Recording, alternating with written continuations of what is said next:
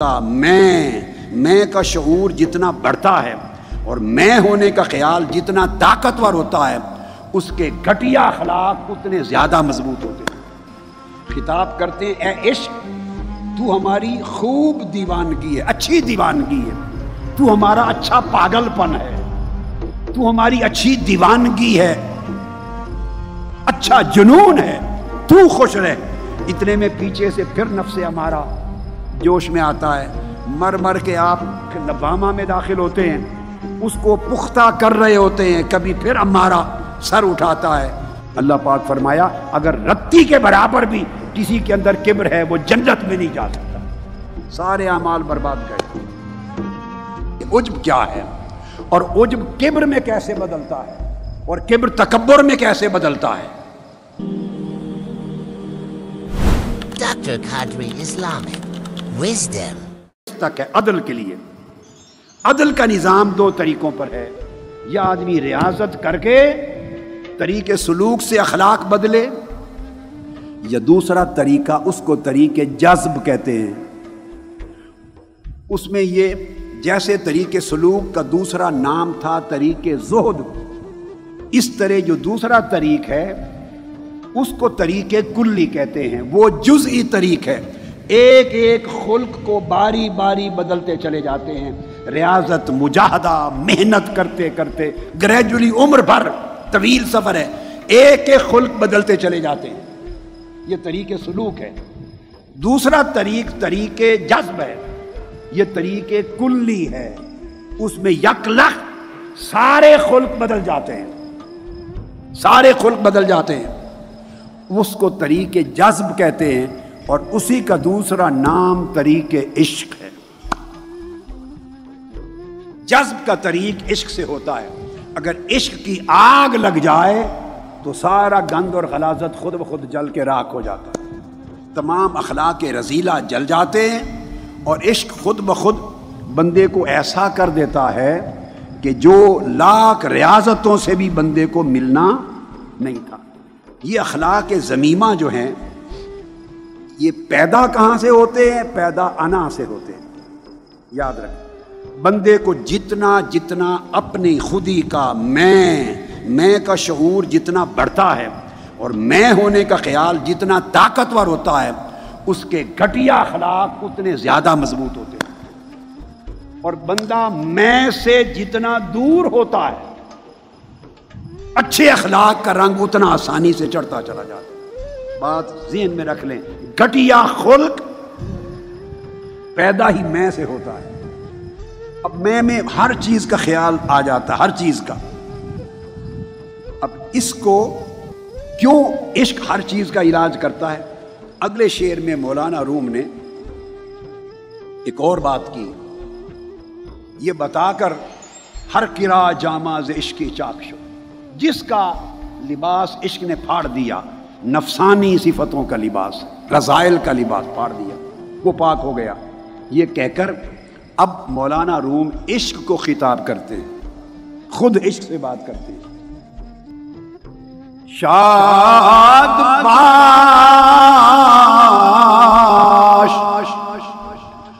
اے عشق خوش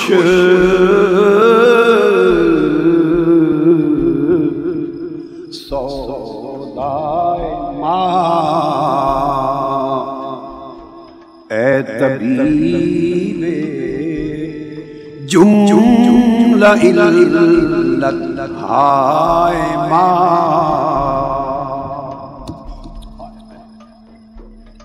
اے دوائے نخوت و ناموس ماں، اے دوائے نخوت و ناموس ماں، اے تو افلا تو نو جالی سے ماں۔ عشق سے خطاب کرتے ہیں، کہتے ہیں خوش رہ شاد باش، تو خوش رہ اے عشق، اور آگے بڑی پیاری اور عجیب بات کی، اے عشق خوش سودا ماں، اے ہمارے اچھے جنون تو خوش رہ،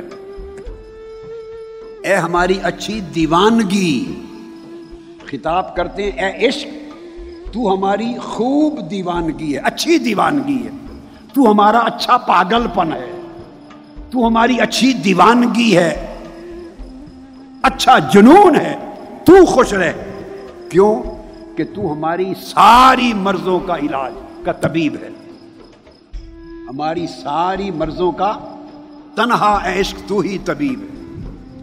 اب پہلے شعر میں حرص اور عیب کی بات کی تھی، حرص خاص مرض ہے نفسانی اور عیب عمومی بات کی تھی، اب یہاں آ کے کہتے ہیں کہ اے عشق تو ساری مرضوں کا تنہا تو ایک طبیب ہے، اور آگے پھر مولانا روم چوز کرتے ہیں،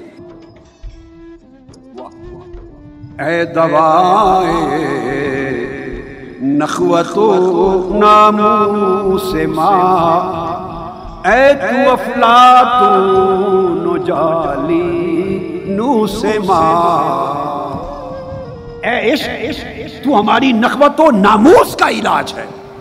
اب دو چیزیں چن لی مولانا روم نے، ادھر حرص ادھر نخوت، نخوت عجب اور کبر ہے، نخوت سے پنجابی لفظ بنا ہے نخرا، یہ الگ الگ لفظ ہیں، آپس میں لفظی جوڑ نہیں، ویسے سمجھانے کے لیے کہہ رہا ہوں، نخرا تو سمجھ میں آتا ہے نا، نخرا یہ نخرے بہت کرتا ہے، یہ نخرا کہاں سے نکلا ہے؟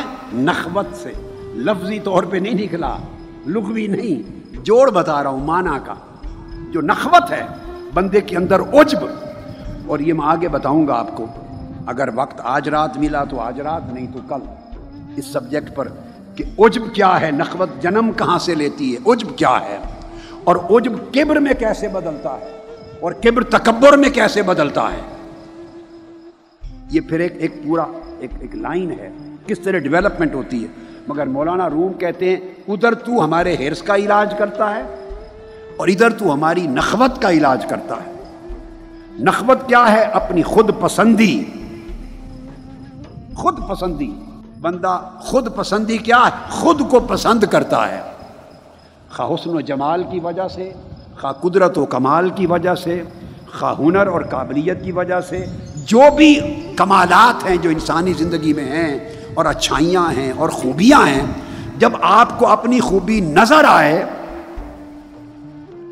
اسی وقت طریق زہد پر جائیں، ریاضت کریں، یہ جو نظر آئی ہے یہ ظالم حملہ کر رہی ہے، شیطان کا اثر ہے، وہ نظر آئے گی، پھر پسند آئے گی، پھر خود پسندی آئے گی، عجب آئے گا، پھر جب عجب آئے گا بڑھے گا، تو جب بڑھے گا پھر اس کے بعد دوسروں پہ بھی نظر جائے گی، پھر نظر موازنہ کرے گی، میرے اندر تو یہ ہنر ہے، کیا اس دوسرے میں بھی ہے؟ نگاہ کہے گی اتنا نہیں، یا کہے گی بالکل نہیں، یہ کہے گی ہے مگر تم سے تھوڑا، میرے اندر تو اتنا حسن و جمال ہے، کیا دوسرا بھی اتنا حسین شکل و صورت ہے، رنگ روپ ہے؟ نگاہ کہے گی نہیں، میرے جتنا نہیں، میری تو اندر شخصیت اتنی قابلیت ہے، کیا دوسرے بھی اتنے قابل ہیں؟ نہیں، بس اپنے آپ کو پسند کیا، عجب آ گیا، جب دوسرے سے موازنہ کیا اور برتری کا خیال آیا، کبر آ گیا، یہ عجب کبر میں بدل گیا، کبر میں بدل گیا، اور جب کبر میں بدلا تو پھر رویے پہ اثر ہوا، دوسرے کے ساتھ برتاؤ رویے پہ اثر ہوا تو تکبر بن گیا۔ اب آپ سمجھیں، عجب، اس سے کبر، اس سے تکبر، برباد ہو گئے، برباد ہو گیا بندہ۔ آقا علیہ السلام نے فرمایا بندے کبریائی، بڑا پن میری رضا ہے، میری قدرت کا لباس ہے، جو تکبر کرتا ہے گویا میرا لباس چھینتا ہے۔ اللہ پاک فرمایا اگر رتی کے برابر بھی کسی کے اندر کبر ہے وہ جنت میں نہیں جا سکتا، سارے اعمال برباد گئے۔ اس لیے مولانا روم نے اس نخوت کو چنا ہے، ادھر سے حرص کو چنا ہے اور ادھر نخوت کو چنا ہے، اور چن کے پھر کہا ہے اے تو افلاطون و جالینوس ماں، اے عشق تو ہی میرا افلاطون ہے اور تو ہی میرا جالینوس ہے۔ افلاطون کون تھا؟ حضرت عیسیٰ علیہ السلام کے زمانے میں بہت بڑا نامور حکیم اور طبیب بھی تھا اور فلسفی بھی تھا، پلیٹو۔ افلاطون، تو میرا افلاطون ہے۔ اور جالینوس کون تھا؟ اس سے بھی پہلے کے زمانے میں، اس سے بھی بہت پہلے بڑا نامور حکیم تھا، طبیب تھا اور فلسفی بھی تھا۔ بکرات جیسے لوگ بھی اس کے شاگرد تھے، جالینوس کے۔ بکرات جالینوس کے شاگردوں میں سے ہے۔ تو روم اور مصر پورے ان خطوں کے اوپر اس کی قابلیت کا، حکمت اور فلسفے کا ڈنکا بجتا تھا۔ یہ بڑے نام ہیں۔ وہ کہتے ہیں اے عشق میرا افلاطون بھی تو، میرا جالینوس بھی تو۔ کیوں کہ میری ساری روحانی اور نفسانی مرضوں کا علاج تجھ میں ہے۔ وہ مرضیں شروع کہاں سے ہوتی ہیں؟ دو چیزوں سے، ایک حرص اور ایک نخوت۔ نخوت سمجھ لیں عجب، خود پسندی۔ نخوت کا معنی خود پسندی، جو آگے چل کے کبر اور تکبر میں بدل جاتی ہے۔ ان کو بنیاد بنایا۔ اب اس کا علاج کہتے ہیں صرف عشق کے پاس ہے۔ اس کا علاج عشق کرتا ہے۔ طریقے سلوک اور طریقے زہد اور طریقے عشق میں ایک فرق ہے۔ ترکی میں تھے فیاض برائج صاحب، ایک دن مولانا روم کے مزار اقدس پہ ہی بیٹھے تھے۔ نماز ہم نے ظہر عصر کی پڑھی یا ظہر کی، فارغ ہوئے تو میں نے اتفاق سے انہیں طریقے سلوک اور طریقے عشق کا فرق سمجھا دیا کہ طریقے سلوک ایک ایک خلق کو باری باری دور کرتا ہے۔ اس کی ایک خوبی ہے، ایک نقصان ہے۔ خوبی یہ ہے کہ اس میں خطرہ کوئی نہیں۔ خوبی یہ ہے کہ طریقے سلوک میں یہ خطرناک طریق نہیں ہے، اور نقصان یہ ہے کہ بڑا لمبا سفر ہے، زندگی لگ جاتی ہے ایک ایک خلق بدلتے بدلتے۔ اتنے میں پیچھے سے پھر نفس امارہ جوش میں آتا ہے، مر مر کے آپ لوامہ میں داخل ہوتے ہیں، اس کو پختہ کر رہے ہوتے ہیں، کبھی پھر امارہ سر اٹھاتا ہے، محنت کر کر کے ملہمہ میں جاتے ہیں، پیچھے سے پچھلا نفس سر اٹھاتا ہے۔ یعنی بڑی ریاضت اور لمبا سفر ہے۔ اور طریق عشق اس میں بھی ایک خوبی ہے، ایک نقصان ہے۔ خوبی یہ ہے کہ یک لخت بدل دیتا ہے، یک لخت بدل دیتا ہے، چونکہ جلا دیتا ہے نا، رذائل کو جلا دیتا ہے، نفسانی رذائل کو جلا دیتا ہے۔ خوبی یہ کہ یک لخت بدلتا ہے، اور نقصان یہ کہ ہے خطرناک۔